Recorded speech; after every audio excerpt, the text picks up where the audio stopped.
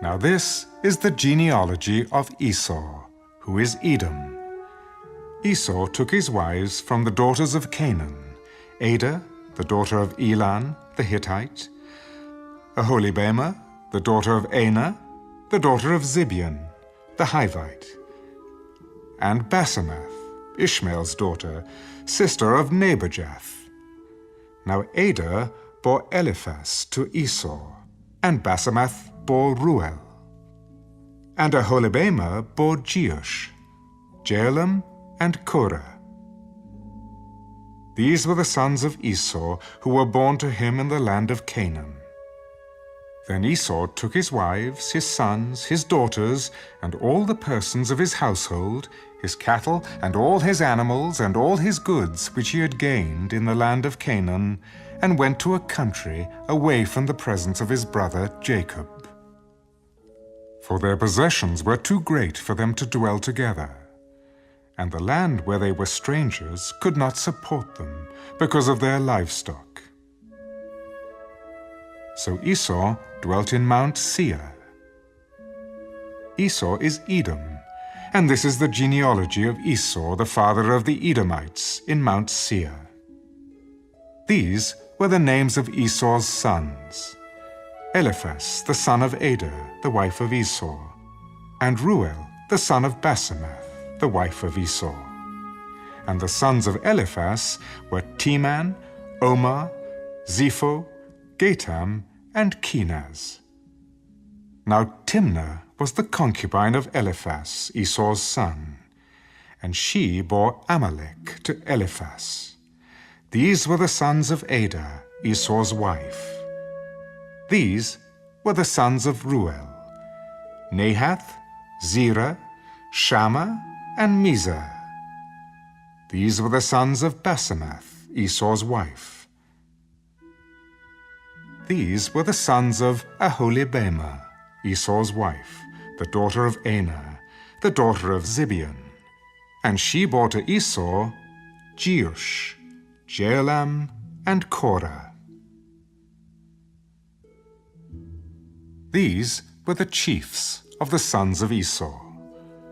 The sons of Eliphaz, the firstborn son of Esau, were Chief Teman, Chief Omar, Chief Zepho, Chief Kenaz, Chief Korah, Chief Gatam, and Chief Amalek. These were the chiefs of Eliphaz in the land of Edom. They were the sons of Adah. These were the sons of Ruel, Esau's son: Chief Nahath, Chief Zerah, Chief Shammah, and Chief Mizah. These were the chiefs of Ruel in the land of Edom. These were the sons of Basemath, Esau's wife. And these were the sons of Aholibamah, Esau's wife: Chief Jeush, Chief Jaalam, and Chief Korah. These were the chiefs who descended from Aholibamah, Esau's wife, the daughter of Anah. These were the sons of Esau, who is Edom, and these were their chiefs. These were the sons of Seir, the Horite, who inhabited the land: Lotan, Shobal, Zibeon, Anah, Dishan, Ezer, and Dishan. These were the chiefs of the Horites, the sons of Seir, in the land of Edom. And the sons of Lotan were Hori and Heman. Lotan's sister was Timnah. These were the sons of Shobal: Alvan, Manahath, Ebal, Shepho, and Onam. These were the sons of Zibeon, both Ajah and Anah. This was the Anah who found the water in the wilderness as he pastured the donkeys of his father Zibeon. These were the children of Anah: Dishon and Aholibamah, the daughter of Anah. These were the sons of Dishan: Hemdan, Eshban, Ithran, and Kiran. These were the sons of Ezur, Bilhan, Zeavan, and Achan. These were the sons of Dishan, Uz and Aran. These were the chiefs of the Horites, Chief Lotan, Chief Shobal, Chief Zibeon, Chief Anah, Chief Dishan, Chief Ezer, and Chief Dishan. These were the chiefs of the Horites, according to their chiefs in the land of Seir. Now these were the kings who reigned in the land of Edom, before any king reigned over the children of Israel. Bela, the son of Beor, reigned in Edom, and the name of his city was Dinhabah. And when Bela died, Jobab, the son of Zerah of Basra, reigned in his place. When Jobab died, Husham of the land of the Temanites reigned in his place. And when Husham died, Hadad, the son of Bedad, who attacked Midian in the field of Moab, reigned in his place. And the name of his city was Avith. When Hadad died, Samlah of Masrekah reigned in his place. And when Samlah died, Saul of Rehoboth by the river reigned in his place. When Saul died, Baal-Hanan, the son of Akbor, reigned in his place. And when Baal-Hanan, the son of Akbor, died, Hadar reigned in his place, and the name of his city was Peu. His wife's name was Mehetabel, the daughter of Matred, the daughter of Mezahab. And these were the names of the chiefs of Esau, according to their families and their places, by their names: Chief Timnah, Chief Alva, Chief Jetheth, Chief Aholibamah, Chief Elah, Chief Pinan, Chief Kenaz, Chief Teman, Chief Mibzar, Chief Magdiel, and Chief Iram. These were the chiefs of Edom, according to their dwelling places in the land of their possession. Esau was the father of the Edomites.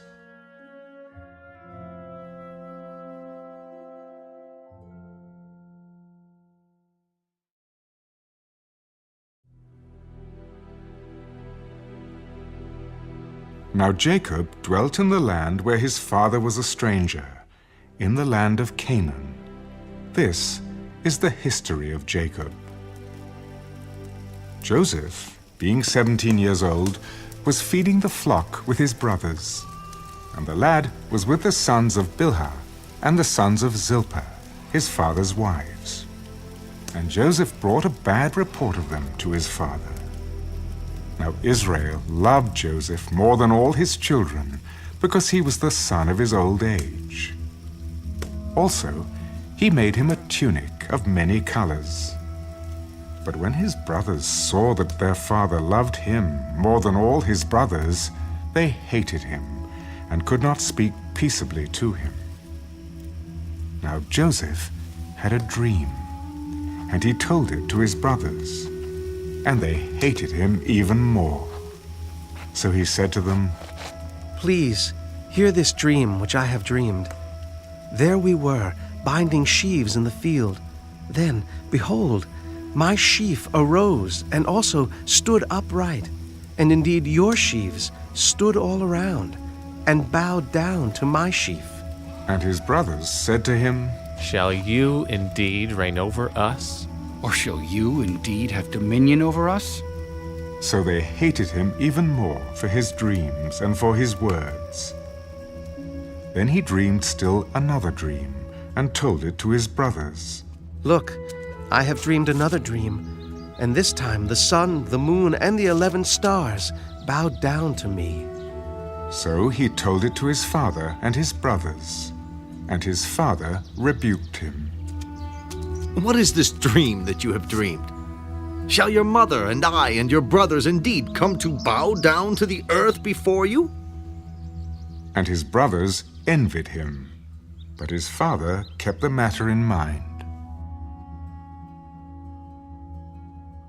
Then his brothers went to feed their father's flock in Shechem. And Israel said to Joseph, Are not your brothers feeding the flock in Shechem? Come, I will send you to them. So he said to him, Here I am.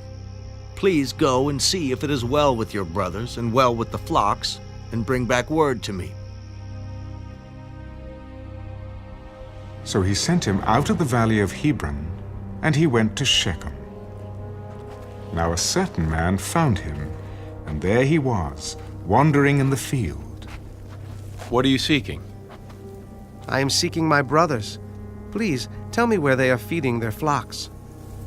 They have departed from here, for I heard them say, Let us go to Dothan. So Joseph went after his brothers, and found them in Dothan. Now when they saw him afar off, even before he came near them, they conspired against him to kill him. Look, this dreamer is coming. Come, therefore, let us now kill him and cast him into some pit, and we shall say, Some wild beast has devoured him. We shall see what will become of his dreams. But Reuben heard it, and he delivered him out of their hands. Let us not kill him. Shed no blood, but cast him into this pit which is in the wilderness. And do not lay a hand on him. That he might deliver him out of their hands, and bring him back to his father. So it came to pass, when Joseph had come to his brothers, that they stripped Joseph of his tunic, the tunic of many colors that was on him. Then they took him and cast him into a pit. And the pit was empty, there was no water in it. And they sat down to eat a meal.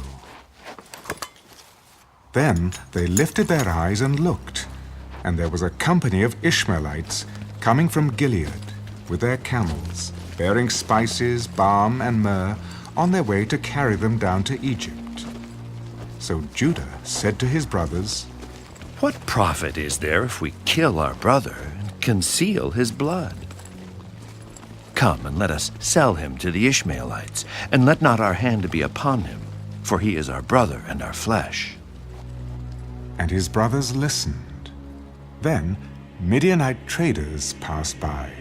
So the brothers pulled Joseph up and lifted him out of the pit, and sold him to the Ishmaelites for 20 shekels of silver. And they took Joseph to Egypt. Then Reuben returned to the pit, and indeed Joseph was not in the pit, and he tore his clothes, and he returned to his brothers. The lad is no more. And I, where shall I go? So they took Joseph's tunic, killed a kid of the goats, and dipped the tunic in the blood. Then they sent the tunic of many colors, and they brought it to their father. We have found this. Do you know whether it is your son's tunic or not? And he recognized it. It is my son's tunic. A wild beast has devoured him. Without doubt, Joseph is torn to pieces.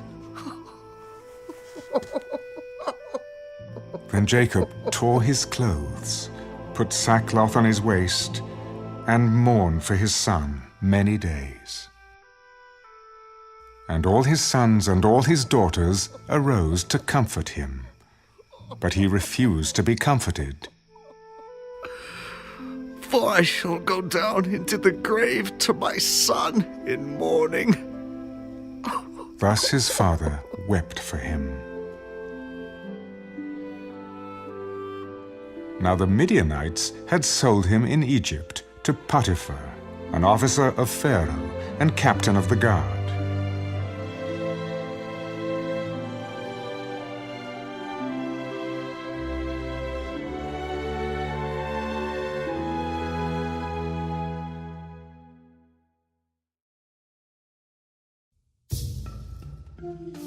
It came to pass at that time that Judah departed from his brothers and visited a certain Adullamite whose name was Hira.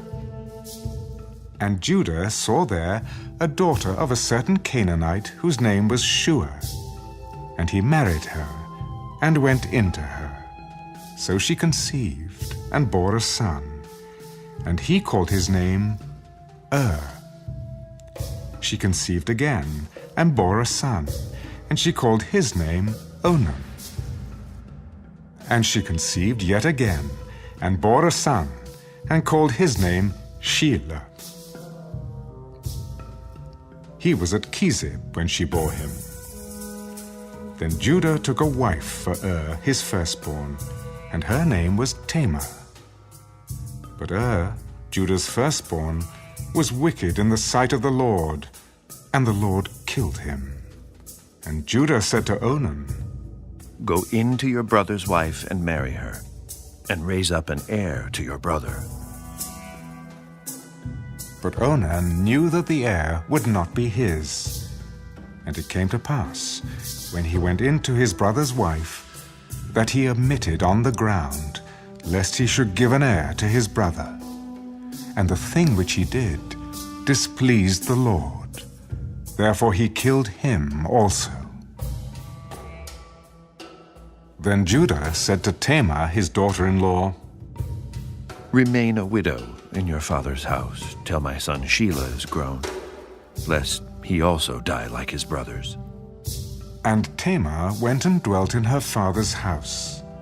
Now in the process of time, the daughter of Shua, Judah's wife, died.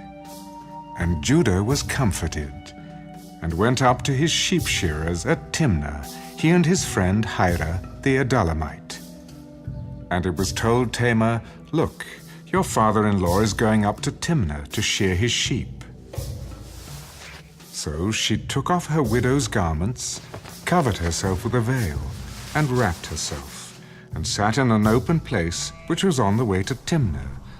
For she saw that Shelah was grown, and she was not given to him as a wife. When Judah saw her, he thought she was a harlot, because she had covered her face. Then he turned to her by the way. Please let me come in to you. For he did not know that she was his daughter-in-law. What will you give me, that you may come in to me? I will send a young goat from the flock. Will you give me a pledge till you send it? What pledge shall I give you? Your signet and cord and your staff that is in your hand. Then he gave them to her, and went into her, and she conceived by him. So she arose and went away, and laid aside her veil, and put on the garments of her widowhood. And Judah sent the young goat by the hand of his friend the Adullamite, to receive his pledge from the woman's hand. But he did not find her. Then he asked the men of that place, Where is the harlot who was openly by the roadside? There was no harlot in this place. So he returned to Judah. I cannot find her. Also, the men of the place said there was no harlot in this place. Let her take them for herself, lest we be shamed. For I sent this young goat, and you have not found her.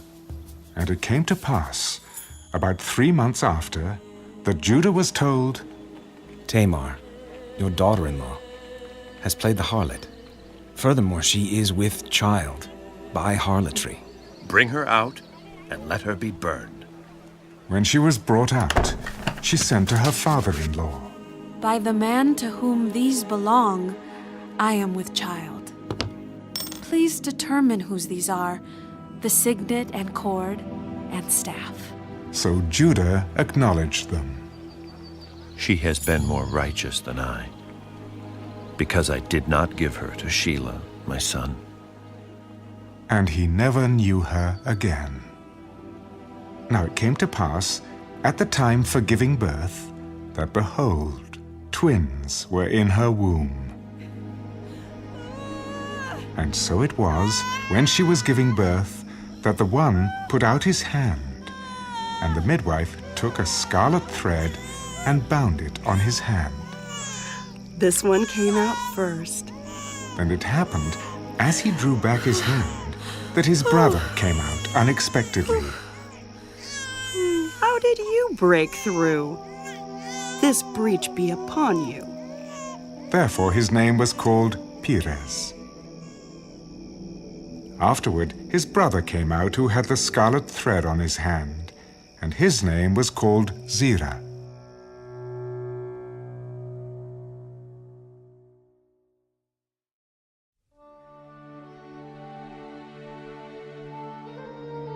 Now Joseph had been taken down to Egypt, and Potiphar, an officer of Pharaoh, captain of the guard, an Egyptian, bought him from the Ishmaelites who had taken him down there.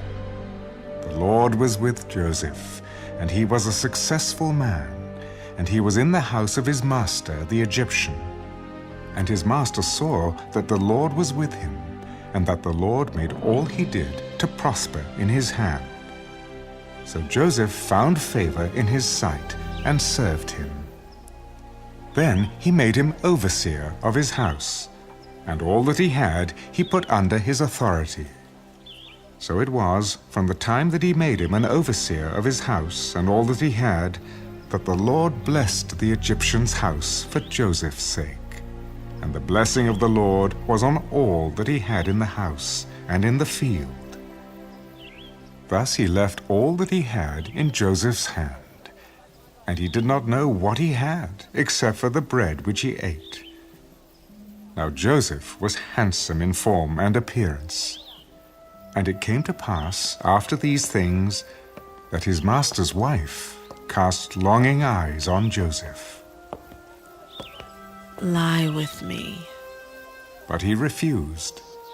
Look, my master does not know what is with me in the house, and he has committed all that he has to my hand. There is no one greater in this house than I, nor has he kept back anything from me. But you, because you are his wife. How then can I do this great wickedness and sin against God? So it was, as she spoke to Joseph day by day, that he did not heed her, to lie with her or to be with her. But it happened about this time, when Joseph went into the house to do his work, and none of the men of the house was inside, that she caught him by his garment. Lie with me. But he left his garment in her hand, and fled and ran outside. And so it was, when she saw that he had left his garment in her hand and fled outside, that she called to the men of her house and spoke to them. See, he has brought into us a Hebrew to mock us. He came in to me to lie with me, and I cried out with a loud voice. And it happened when he heard that I lifted my voice and cried out that he left his garment with me and fled and went outside. So she kept his garment with her until his master came home. Then she spoke to him with words like these. The Hebrew servant whom you brought to us came in to me to mock me. So it happened as I lifted my voice and cried out that he left his garment with me and fled outside. So it was, when his master heard the words which his wife spoke to him, Your servant did to me after this manner, that his anger was aroused. Then Joseph's master took him and put him into the prison, a place where the king's prisoners were confined. And he was there in the prison. But the Lord was with Joseph and showed him mercy, and he gave him favor in the sight of the keeper of the prison. And the keeper of the prison committed to Joseph's hand all the prisoners who were in the prison. Whatever they did there, it was his doing. The keeper of the prison did not look into anything that was under Joseph's authority, because the Lord was with him. And whatever he did, the Lord made it prosper.